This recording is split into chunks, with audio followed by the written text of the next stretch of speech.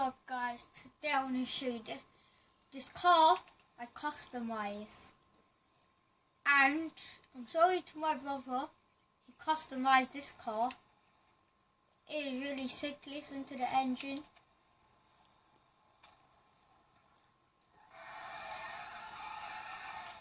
But I already have the car in all different characters, so yeah. Right, let me bring out the beast. Guys, how long do you think it took to customize it? How long do you think it took to customize this car?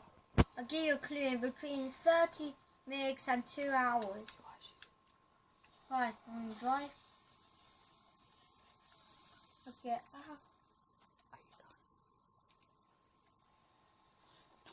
so this is the front, guys. New engine. A new engine. New spoiler on the back. But look at the Zeus. Look, you're going to say, where are they? Can't see any. They're on the back. Can you see?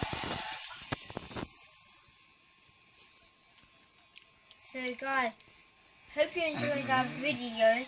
Please smash that like button, write in the comment down below, and peace out.